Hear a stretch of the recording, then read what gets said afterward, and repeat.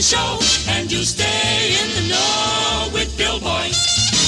All the cats wail and blow on the Bill Ballin Show. It's the only way to go with Bill Boy. He'll give you dynamite and violite, discussion and percussion, witticisms, musicisms on KFWB. Stay with the Bill Ballin Show, where the pop records grow into hits that you know with Bill Boy. That's Balance Bill!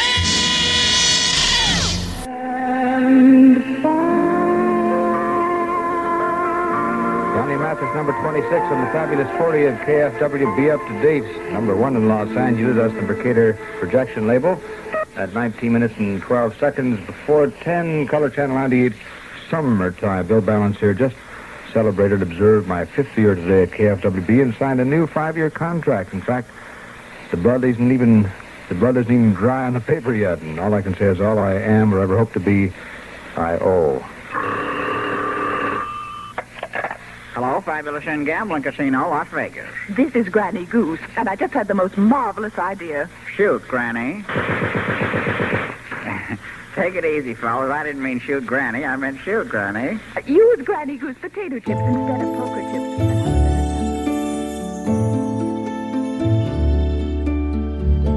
I have always thought that I should have great respect for the audience who, merely by tuning in, has given me every possible thing I could want from them. So I was trying to give them every possible thing they could imagine. Plus, you couldn't just play the music. It's about what happens between the records. Chuck Blore.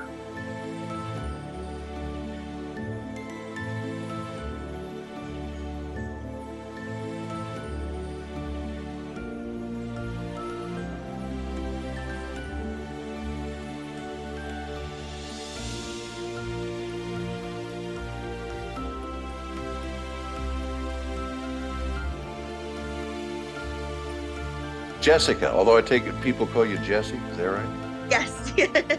See that on the screen. So, tell me about your family. Tell me about your dad. And I'm gathering you were the youngster of the family? I'm the only one. The only one? I thought you Yeah. had a sister. No? Well, okay, so yeah, my dad, he was married before Right. my mom Yeah. to a lovely woman, Kath Senior, who I knew growing up, and he had my sister with her, Okay. and then I don't remember when it was. I think it was before KFWB because I feel like they were living in Arizona, if I remember the stories correctly. I think Arizona's right. Yeah, Tucson, maybe? possibly. I'm Yeah. pretty sure. Because I do remember my dad telling me a story. They were living in Texas, and I know Yes. I think that first in San Antonio, I'm pretty sure, was like his first radio thing. And I remember he told me a story of my sister coming in saying something like, "Daddy," and he was like, "Nope, we're out." Don't talk like that. And we're out of here. We're out of Texas. Not happening.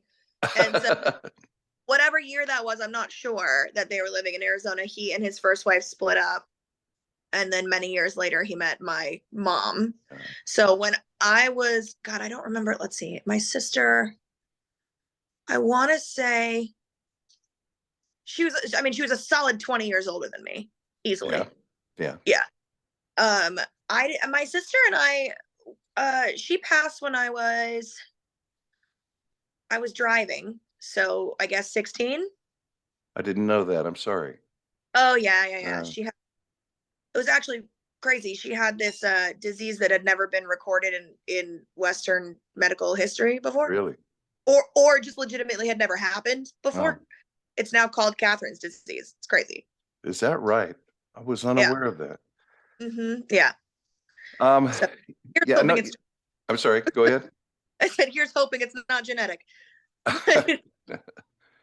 Well- So that's when you said to me, you're like, "Oh, I didn't expect you to remember much of his radio days because you were just a kid." And I was like, "No, I wasn't born for like several decades later."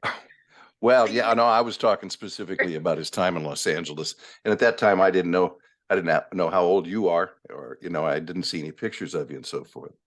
So yeah, I was thinking in terms of the stories that he told me about all the parties that they would have at the house, and all the famous people that would come by and stuff. Because in Los Angeles, he was a big deal. He worked before that in Texas. He worked at KELP, I believe, in El Paso, and then El Paso, not at San Antonio. Dallas. And at Yeah. in Dallas, he ran KLIF, which is where I work now. Oh, Yeah. cool. Yeah, it's kind of weird. Stations are nothing the same. They just got the same call letters, but that's where he really became famous for his work with the McClendon stations and Top 40 radio. And he really was a groundbreaker. He was a pioneer in that business. And his effects, his inspiration lives on today. And I was just wondering about how that affected you when you were growing up. Did you have a lot of time with him, or was he a lot on the go, or what?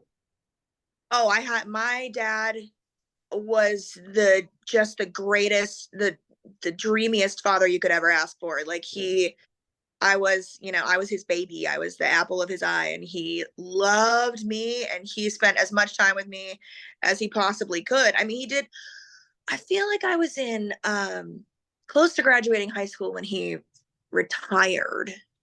So he did work a lot, but I would also go to work. He would, during the summer when I wasn't in school, he would take me to the office in Hollywood with him. And he had a room in the back where they would screen commercials. And so he was, by the time I was well into the commercial, the advertising part of his career. Right. But he had this room where they would screen the commercials and stuff. And he would take me to work with him, and he'd have a couple like Disney movies on VHS or something. And I don't know if you knew this about my dad, but he was an incredible artist. Like, I did know that. You did, yeah. Yeah. And he got me this little like portable desk thing that would open up. You could keep like paper and markers and stuff in it. Right. He would just stick me in the screening room, and I'd watch Disney, and I just like draw all day. I would draw portraits of all of his employees, and then he ended up putting them all on the wall instead of actual employee photos. It was just my portraits of them. That's great. That's actually where I met him, was in that office, in that Hollywood office. And we did go into that screening area because, he had me helping out with some commercials he was doing for ABC television for a new TV series, or a couple of them, I guess, the new season on ABC. And this was no. This was shortly after 2000, early 2000s, I think.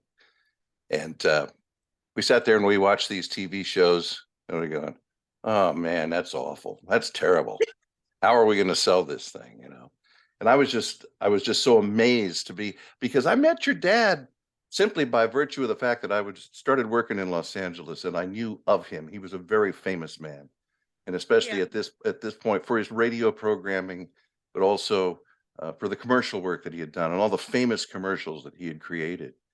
Mm-hmm. And so I called him up one day, and I just said, I'm here, I'm working in town, and I'd just like to come over and meet you. If I could get 5 minutes of your time, that would be a big thrill. He's, yeah, come on down, And I did, and he didn't give me 5 minutes. He gave me like 3 hours. Yeah, I was gonna say, like a whole day. Yeah, right. And I'm thinking, don't you do anything around here? But he was just so friendly and so outgoing. And the thing that struck me about him at the time, and I'm absolutely sure that if I asked anybody who knew Chuck Blore, they would say the same thing. It's like, the reason he was so interesting was because he was interested in you, in people. Yeah. Really genuinely interested in who you were and what you did and what you thought and how you lived and all that stuff. Yeah. He was always inspirational. I'm taking up your time, but I'm trying to explain. No. I cleared out. So don't. No, I'm not going to take a lot of time, but I mean, what I'm saying is I don't want people watching this to hear from me. I want them to hear from you, but I'm just kind of giving you the background. And we used to go to brunch over at Jerry's famous deli in Tarzana on the boulevard about once a month or so. And we would sit there for hours, and he would talk about the past, but he also talked about ideas that were just dancing through his head right now, come up with ideas for the creativity of radio and movies and everything else. And he was talking about TV shows he was trying to put together and stuff like that. I sometimes wonder if he ever got a night's sleep in his life, because his brain was always going. You know, one thing that I remember my dad teaching me that I thought was so cool, and I still hear things this way to this day, was he, you know, one really cool thing about my dad that I tell all my friends when I talk about him is I'm sure you probably know this, but my dad holds the record still to this day for most Hall of Fame inductions in the history of both radio and advertising separately. Right. Which is crazy. And he told me that I remember that he got into advertising because of his time in radio when the DJ strike happened, or maybe I'm mixing these times, but I think it was when the DJ strike happened, and he had to take over. He was the program director, but then he had to take over and be the DJ, you know? Yeah. And he had to write copy for all the sponsors and deliver it himself. And that's what kind of he's like, oh, I like this. Like, I like doing this. And that's kind of what was his entree into the advertising field. But he taught me the most genuine and best way to sell something to someone is not to sell it to them at all. It's just to have a conversation. Mm-hmm. And if you listen to some of his like commercials, I'm blanking on a good example, but like they're very much a conversation. So like I remember we'd be sitting around the dinner table and I'd I don't know, tried a product of some kind that I was really into it and telling them about it. I'd tell my mom and dad about it. Oh, it's so cool. It does this. And then you can also use it for this, which was really cool, which I didn't know if it was intended for, but it also did this and this. And he goes, there's your commercial. He would do that all the time. Like that's how, he would listen to conversations. He would work that into like, that's how you sell something, is just like genuinely listening to like what you loved or why it worked. He also used to bring stuff home all the time that he was working on. Like, there was this stuff, I think it was like magic carpet cleaner or something. It was this really foul smelling like gel that you put, but it worked. Like any stain was like gone in a second. And he did a series of commercials for something called Slime, which is like this green stuff that you stick, if you get a hole in your tire, you stick it and it inflates and like patches the hole from the inside so you can keep going. Always bring this stuff home, and I would always like get to play with all these products and stuff. I can remember some of the commercials you're talking about and his approach to commercials. And his idea was to make you, the viewer or the listener, become really intrigued, usually by telling a story about other people. You know, putting. I've got some examples that I'm going to be running in this thing when I get this. Oh yeah, which ones? So I'm thinking probably the most famous thing that he came up with was. Pardon me? Driver safety? No, I'm thinking of Bell Telephone before it was AT&T, or maybe it was AT&T, but it was the Bell system. And the commercials were, reach out and touch someone. Reach out. You do your homework. Hello? Robbie, hi, how's school? Hi, Robbie. Fine. But you better let Higgins out before you have an accident. Amy, let the dog out, please. So how's school? Been same. Sounds like Amy has a big night tonight. Did you know she was going out? She always sings when she has a date. So tell me. Don't look now. But I think Dad's going for his 8 o'clock snack. Al, we just ate 2 hours ago. Like I said, how's school going, Rob? Oh, that's Peter coming home from soccer practice. Better feed him dinner. Never mind about Peter. Hi, Mom. Hi. What's wrong, Robert? Who said anything's wrong? You're not the only one in this family who can hear, you know. You're something else. When the people you love come through loud and clear. I love you too. That's AT&T. Yeah. Oh, that was a big one. Yeah. He came up with it. Most impactful to me. There are two that really stand out in my mind. One, I could not tell you what it was for. I don't remember, but my sister was in it. My sister was a brilliant voiceover actress. And for some reason, Helen Keller was in this commercial. My sister played her, and I just have this like this auditory memory of her, for whatever reason, going, "It's just a flesh wound, damn it, get over it." And like that was my dad wrote. Could not tell you what the commercial was for, but he had another one about driver safety, and I want to for like ABC7 News or something like that, like a news special on like driver safety. Yeah. And my Danny Dark, I don't know if you know Danny. Yeah, yeah. Not actually my uncle, but he was Uncle Danny. Right. All great. He was my father. I grew up with him, and he had that velvet thundering voice, you know. And this commercial, to this day, I cry when I hear it. It's so upsetting to me. And my dad created this scene. It was all auditory, but it felt like you were there. And it was a dad and his kid in the car. And I think it was inspired by me and him in the car one day, knowing my dad, the way he writes. And it was a dad and his kid in the car. You could hear the rain, right? Mm-hmm. If I remember correctly, the dad is on the phone with the mom saying like, "Oh, we're on our way home," and the little kid you can hear is kind of like do do do do do, like playing with something in the back, and then you hear, "Daddy, look out!" and just car like brakes screech and boom, and then Danny comes in with that booming voice.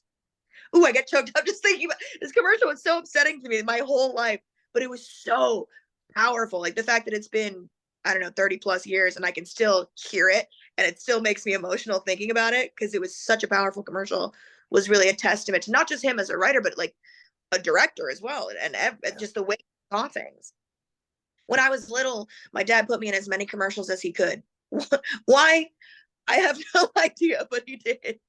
And I remember it used to drive me nuts because he would sit in the recording booth with me and he would mouth the words. I was his script, mouth the words as I was saying them with so much emotion in his face, so distracting. And I'd be like, "Can you just get out?"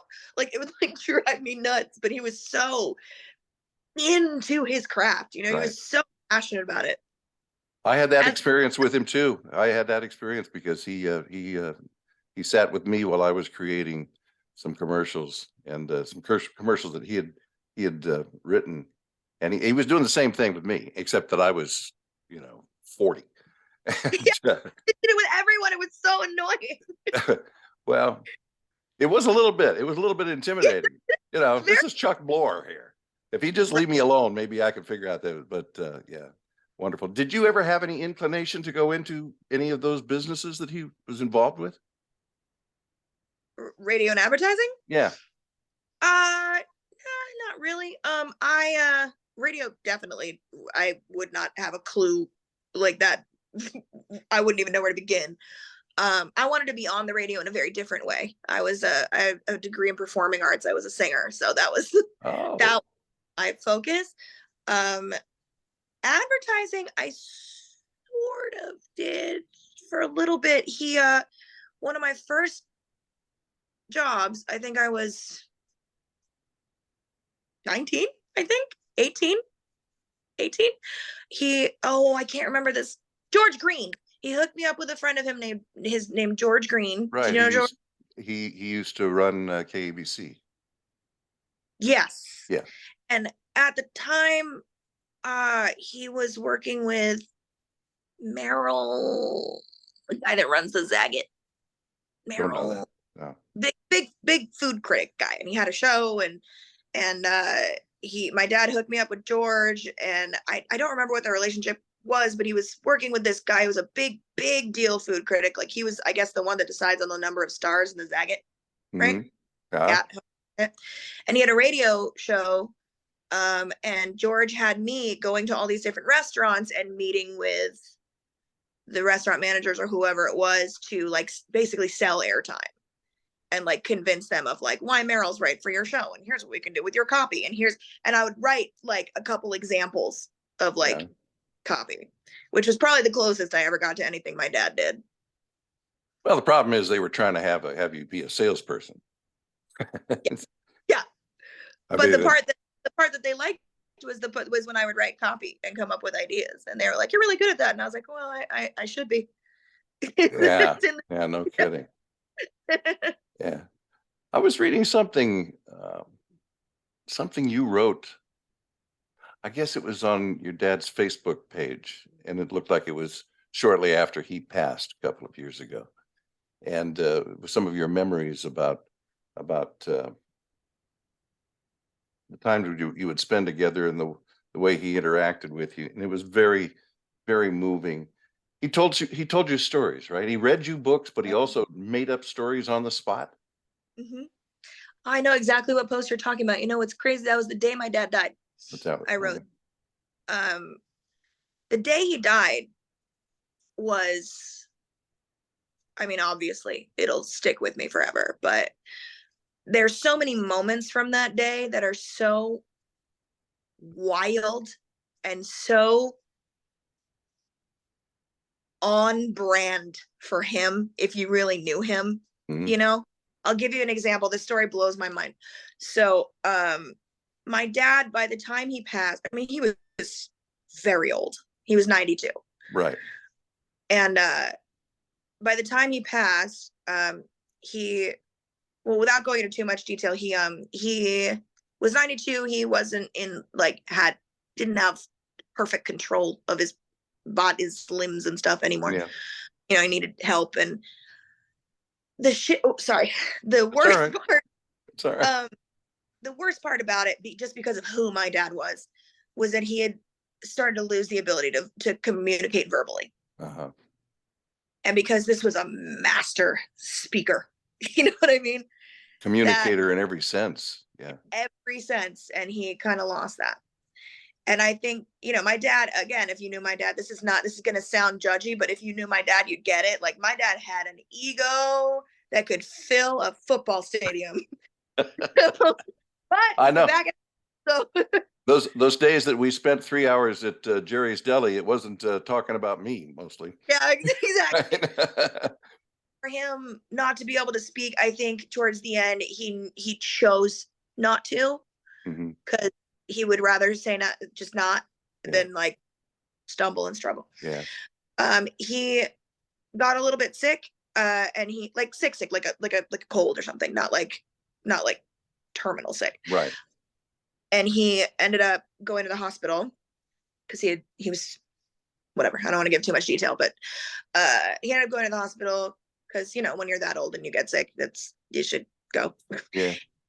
He was there for 3 days. The first day, my mom called me, and my dad, he was clumsy all his life. I cannot remember a single time we ever went out to dinner where he didn't knock his drink over on the dinner, on the dining table, like ever. Like a messy, clumsy dude. And he, towards the end, he would fall a lot. And because of certain medications he was on, they told us anytime he falls, take him straight in to get checked, make sure everything's okay. And so when my mom called me and said Daddy's in the hospital, it was a little commonplace at that point, because he fell a lot. Right. So I was like, okay, well, you know, just let me know. And and I don't know what it was. I vividly remember I had just gotten out of the gym and I was walking to coffee with a friend when I got this call, and she told me, oh, Daddy slipped and he's in the hospital, but we'll probably go pick him up in a couple hours. Like, it was during COVID too. So like, oh, really? Yeah, it was in 2020. Right after that started. Yeah, it'll be 2 years since he passed on July 16th. Yeah. Yeah. So I remember my mom calling me, and it, like I said, it wasn't that out of the ordinary, but I remember getting off the phone, and the second I got off the phone, I started getting flooded with all these memories of like my dad. And I started telling my friend, who was a relatively new friend, so she'd never met him, kind of like, oh, well, you know, my dad, he invented the top 40 countdown, and he's been in more Hall of Fames than anyone in two completely different industries. And and I'm like, I remember thinking, why am I telling her all that? Like, something inside me was like, ugh. And I called later. I called the hospital to check on him, and they said he was in the ICU. And I was like, whoa, what? Like, my mom did not tell me that. Yeah. She didn't know that for whatever reason. Right. And I called her. I was like, we need to get over there. Like, this is worse than you let on. And they said that he was, he had, to preserve his dignity, I don't know how much I want to say, but like, he was not doing well. And so he was there for 3 days, and every morning I would get up. I live in Studio City. He was in the hospital in Tarzana. I work in Hollywood. So I'd get up early in the morning. I'd go to the hospital. I'd spend like an hour or so with my dad, and then I'd go to work in Hollywood, And then I come back to the hospital for the last of visiting hours every day, just so he knew, because his memory was not great then. But I wanted him to be very aware of my presence and know that I was there. On the third day, they told us he was doing so much better and he was going to be released. He could come home, which is what I was used to hearing at this. You know, Daddy always came home. Right. And I went to see him that morning, and he was no longer in he was in the ICU. He was deemed ICU, and when you were ICU at that point in 2021, because it was right when Delta happened, you were allowed to have 2 people visit you. Right. If you were upgraded from ICU, you're only allowed 1 visitor. What was weird to me was he was upgraded, but they kept him in the same room. So I was like, well, environmentally, nothing's changed. Luckily, thank God, I got there like 10, 15 minutes before my mom. I didn't know about the 2-person rule at this point. Because like I said, he was in the same room. So I got about 15 minutes alone, just me and my dad. And like I said, he had a lot of trouble moving. Like my ex and I used to kind of have to like help him sit up and, you know, and he had a lot of trouble talking. And I was sitting on the edge of his bed, just like kind of holding his hands and talking to him. And all of a sudden he just sits up. And I was like, whoa, like, because I'm not used to him doing that. And I was like, what's wrong? What do you need? And he put his arms out like this and he goes, you, clear as day. And I was like, oh, okay, Daddy. And I just like laid on his back, knuckled. Then my mom got there and she was sitting, there's a little couch across from the hospital bed. She was sitting right there. And I remember 2 stories, you know, Roger Miller. Oh yeah. Yeah, so he used to talk about Roger Miller a lot. They were good. Yeah. My Uncle Roger, when he passed, I remember this story where he got mad at my Aunt Mary because she was being very rude. He felt it was the day he died, and he was talking to somebody in the room, and my Aunt Mary was like, "There's nobody there," and she's like, "Roger, what? Who are you?" And he goes, "Mary, you're being very rude. This is Nancy. This is my angel. Don't you see her? Say hello, Mary." Wow. Yeah, my grandma, my dad's mom. Same thing. The day she died in the hospital room, my dad was there and she said, "Don't you see your father? He's standing right there." He was long gone. Yeah. So we're sitting in the hospital room. My mom's sitting on the couch. It's a 2-seater couch, just my mom on it. And my dad is staring at this couch, staring at it. And I was like, "Daddy, what are you looking at?" And he, again, was struggling with words. He was like, "I was sitting there." And I, "Sitting where?" He goes, "Sitting there." And I, "What, Mom?" And he goes, no, sitting there." And I was like, who's sitting where? And I started to remember those stories back. And I went, "Oh, no, you don't." No. And I didn't want to say anything to my mom. I didn't want to freak her out. But then again, he started staring at the ceiling, staring. And I was like, "Hello, hi, excuse me, I'm talking to you." And he's like, oh. And then he kind of snapped back, was looking at me. And then this nurse came in and she was like, "Oh, you 2 can't be in here. He can only have 1 visitor." And I was like, "No, there's been 2 of us this whole time." And she goes, "Yeah, but he's not ICU anymore. So only 1 at a time." And I was like, "Oh, okay, but he's still in the same room. Like, what does it matter?" Yeah. She was pardon my language, she was such a bitch, this nurse. She was like, "Do you know how many people are in this ER with Delta?" And no. And I was like, "I don't care. I will survive. I'll take the Delta. I'm spending my dad." Yeah. And it's like, meh, and made me leave. I was like, "You know what? It's fine. I got to go to work anyway, Mom. You hang out, Daddy. I'll come home. I'll come after work." Right. And again, not really able to speak that clearly. And I looked at him. I was like, "Daddy, I'm going to go to work." And he looked at me and he goes, "Jess, I love you, love you, love you." Oh, sorry. All right. And he so clearly. And I said, "I love you too, Daddy." And I walked out of the room. I got to work. So Tarzana to Hollywood. I was in there. I was talking to one of my coworkers who knew what was going on. And I was like, "He's doing so much better. They're letting him go home today." Like, he was actually like, he was more lively than I've seen him in a long time. He was like sitting up and he was speaking clearly. And I haven't seen him do that in a really long time. She's like, "See, the doctors don't know what they're talking about. I told you he'd be fine." I was like, "Yeah, you're right." As I'm walking from her desk back into my office, I hear my phone vibrating and it's my mom. And I literally just been saying, like, "He's coming home." And my mom called me and she goes, the doctor just called. He said, we need to get to the hospital right now. And just the tone of her voice, I just hung up the phone and I screamed to my, I was like, she goes, go. And I just ran out to my car, jumped in the car. It's Friday afternoon at 3 p.m. in Los Angeles from Hollywood to Tarzana. Oh. I mean, it's a suicide mission. Yeah. And I remember I called my boyfriend at the time and told, screaming bloody murder, just like freaking out, like telling him what was going on. Because I didn't even really know what was going on. All I knew was get there now. So he called my two best friends and they're calling me and I'm losing it. I'm like, he cannot be alone. He cannot be alone. Just like losing my mind, driving as fast as I can. And then the hospital calls and it's the doctor. And I pick up and he goes, cool as he, Jessica, like that. And I went, and I was like, I'm on the freeway. I'm on my way. I'm coming as fast as I can. I'm on the freeway right now. Like, you know, and he goes, phone changes as soon as he hears I'm on the freeway. He's like, okay, all right, I'll talk. We'll just talk when you get here. Okay, great. So I guess he told the front desk I was coming. So I get there. I literally was on the phone with my boyfriend. He's like, babe, you can't be speeding like this. Like, you're going to get pulled over. I was like, they're going to have to chase me into the hospital. I am not stopping.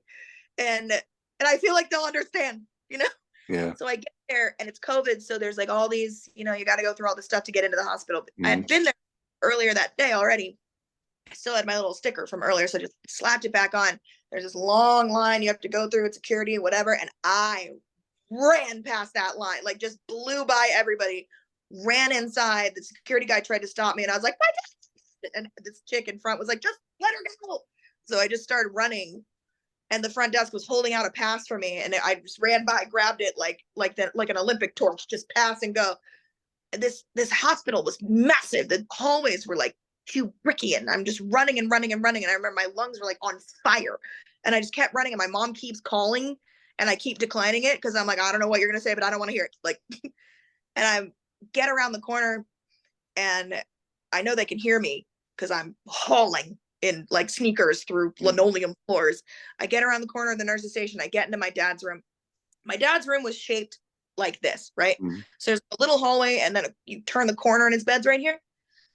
I get into the doorway and this large woman I've never seen before is standing in there and she just turns around and catches me as I run in. And my emotions were just, I didn't know what was going on. And I was like, I almost threw this woman off me. And I was like, who are you? And she goes, you must be Jessica. And I was like, yeah, where's my dad? And she just looked at me and immediately I just, and I went, is he gone? And she said, yes, sweetheart, I'm so sorry. And I was like collapsed into a chair and I'm like, all the dramatics. And I hear my mom behind the corner. And I could hear it in her voice. She's like, Jess, do you want to come? And I went, no, I'm not. Nope.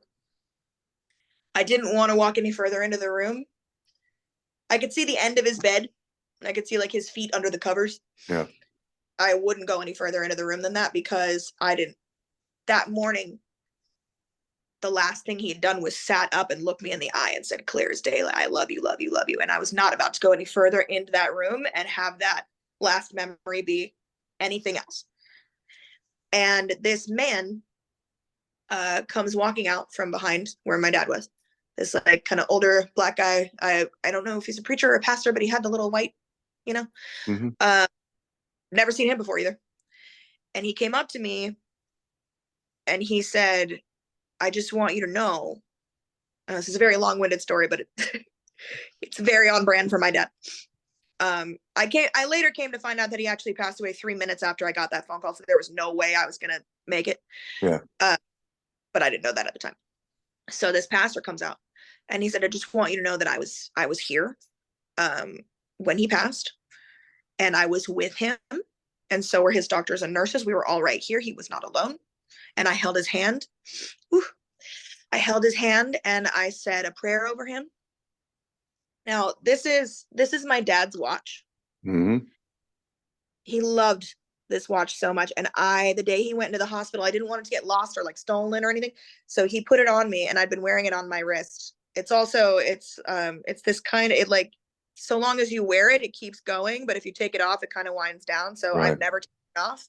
since the day he put it on my wrist. So it's still set to like his heartbeat. Wow. So the man said to me, I said a prayer over him.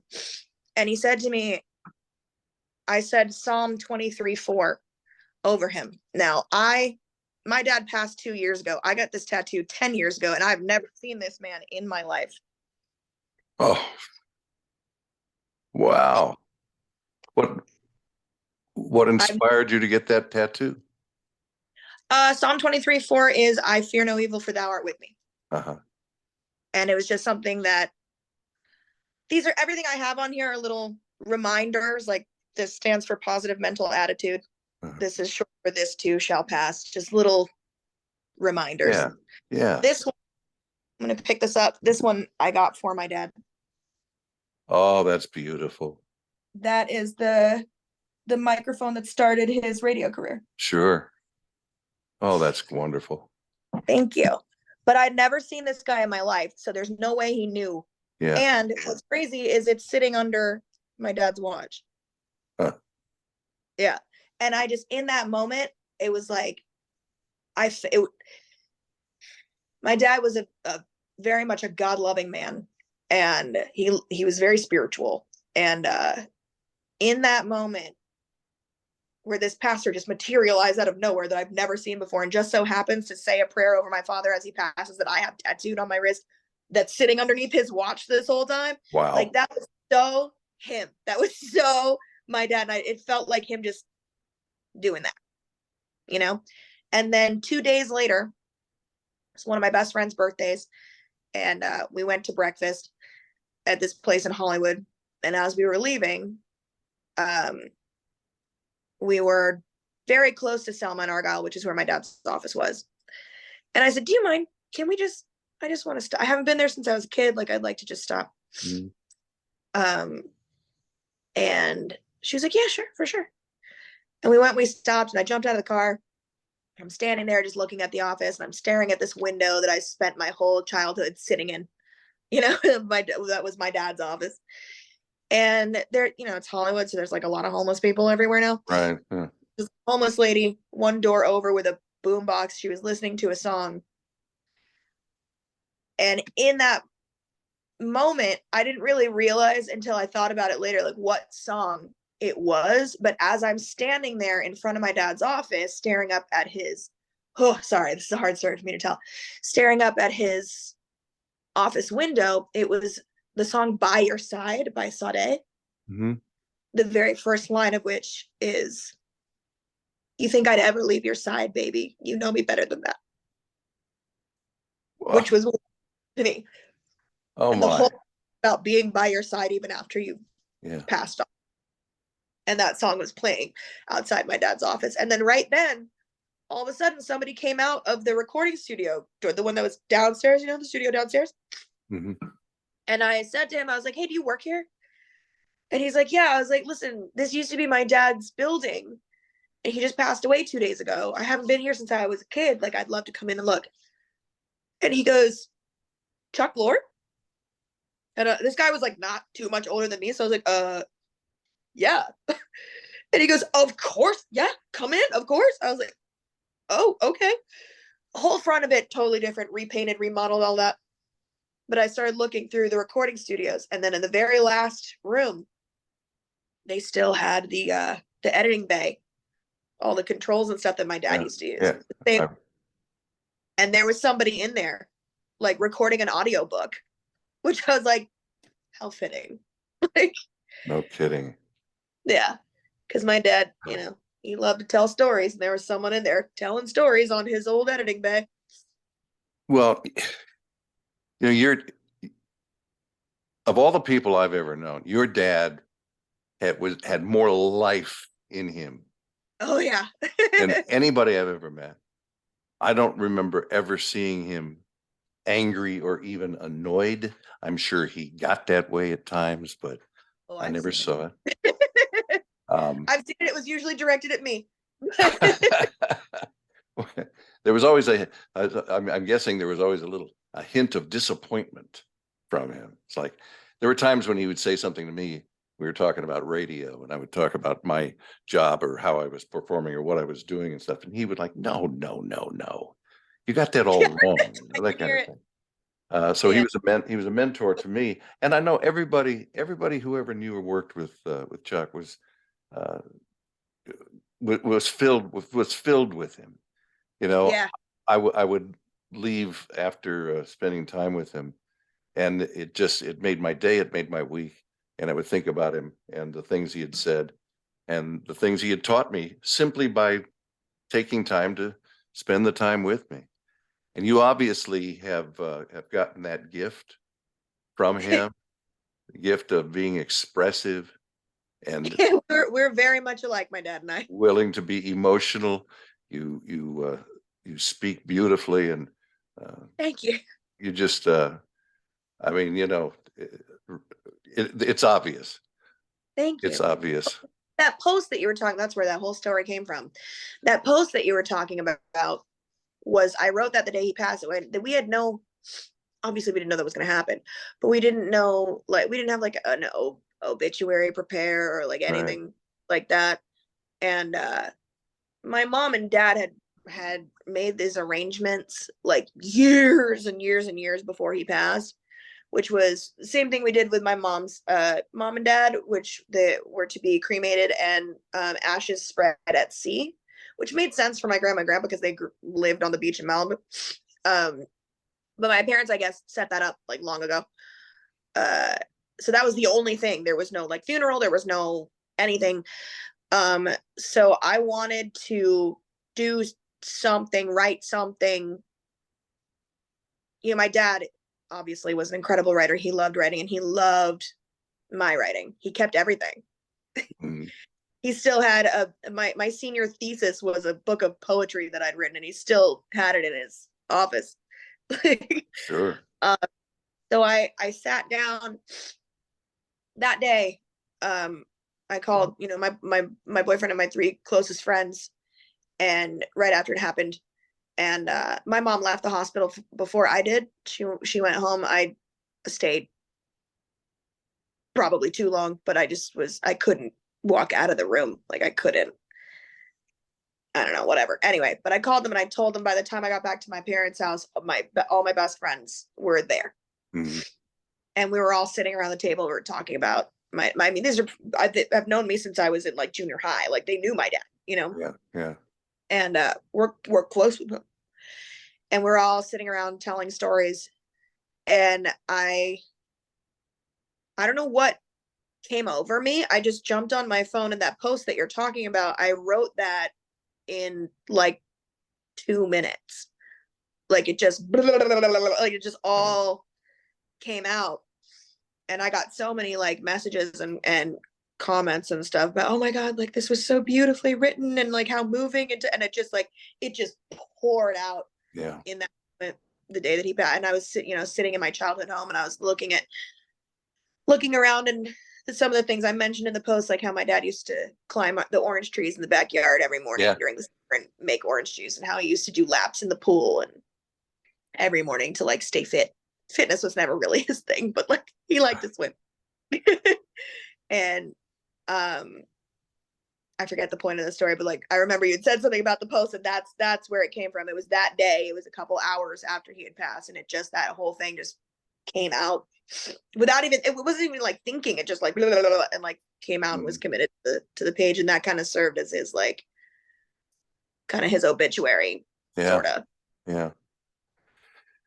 Well, it's quite a story. Thank you so much. You've really given my dad loved attention. So he would have loved this. As soon as you mentioned it, I was like so happy that I get to do that for him, because he was so into it. Well, I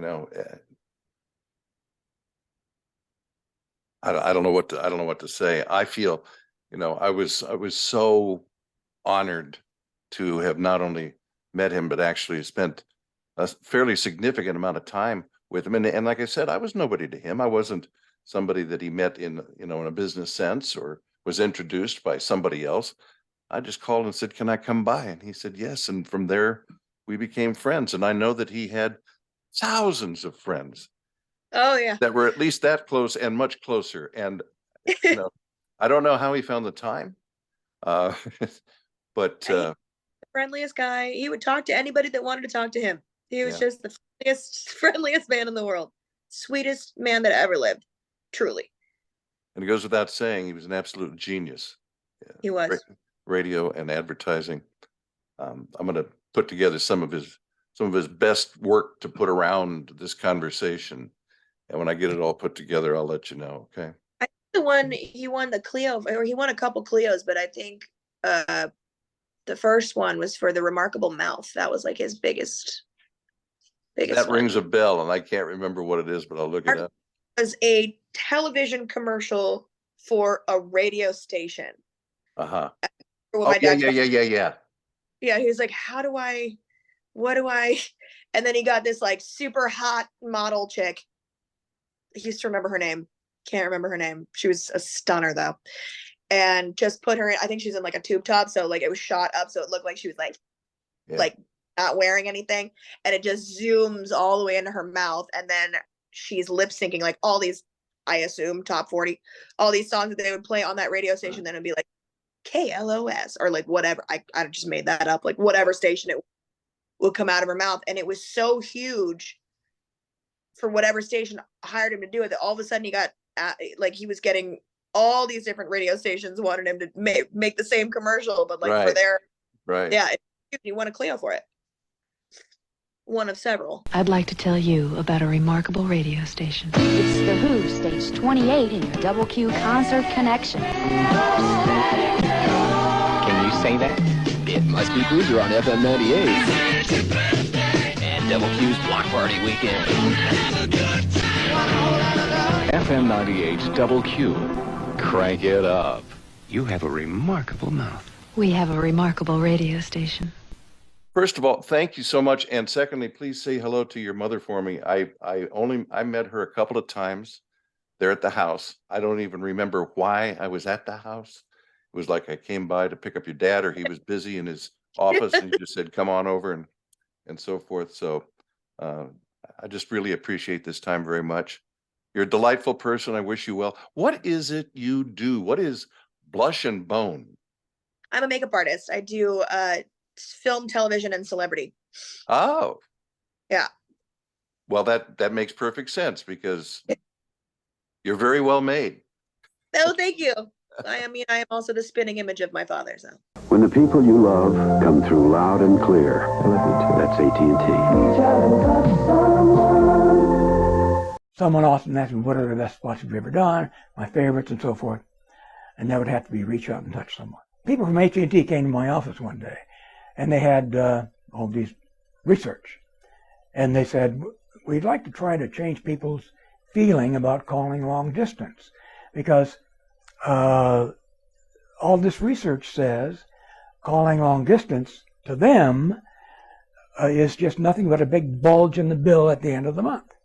And we want to see if there's something we can do to make them change that attitude. And I said, well, what do you want? He said, well, we want them to have good feelings about the spots. As a matter of fact, what they had done right about that time was a beautiful hit record called Feelings. There's Feelings. And they had bought the music to Feelings, and they said, well, we want to do something with this music. And I said, boy, that's going to be a saccharine few minutes. He said, no, it doesn't have to be. He said, we just want to talk about how nice it'd be to talk to somebody a long way away, you know. Okay. Well, we couldn't think really of what we were going to do, but we had a lot of ideas, and we kept bouncing them off the client. Oh, yeah, that's good. You know. And they'd make little suggestions and so on.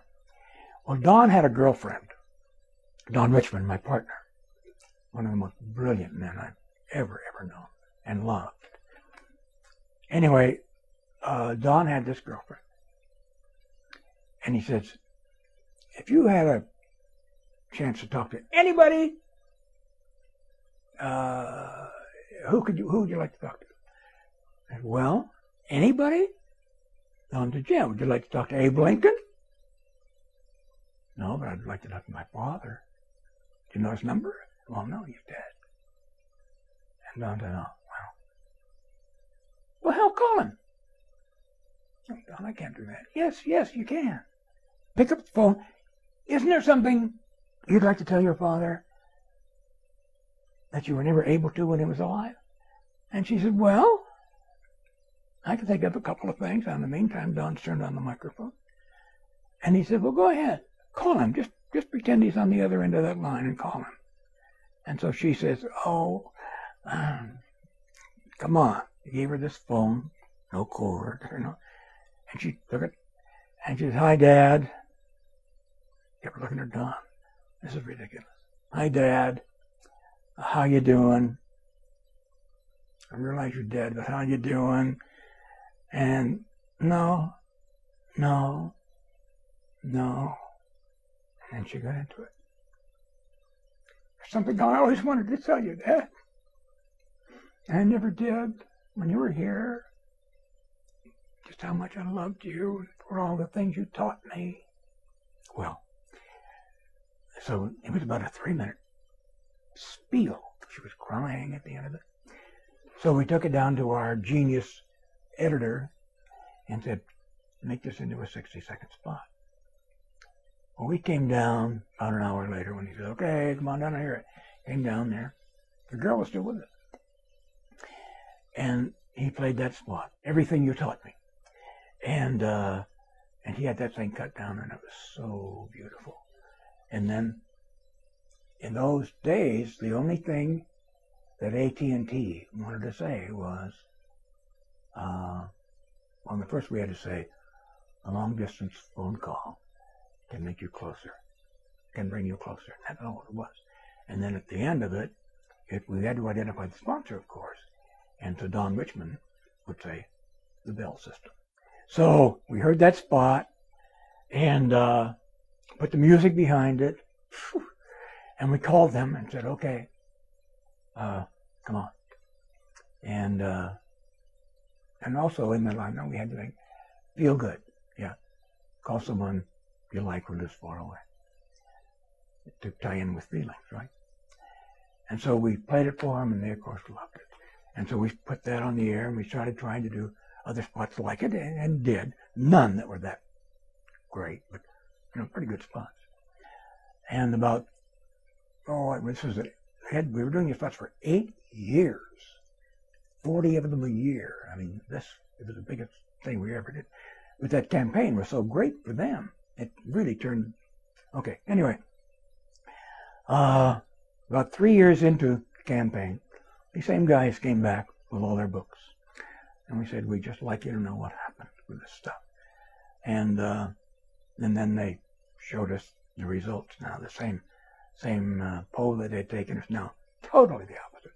It's the only way to communicate with people. And you every day, call them every day, whatever it was. And they said, now we're going to change the name of the campaign. We had a fella in New York write new music, and we call it Reach Out and Touch Someone. And so they said, okay. And we continued to do the spots for another 5 years after that as Reach Out and Touch Someone.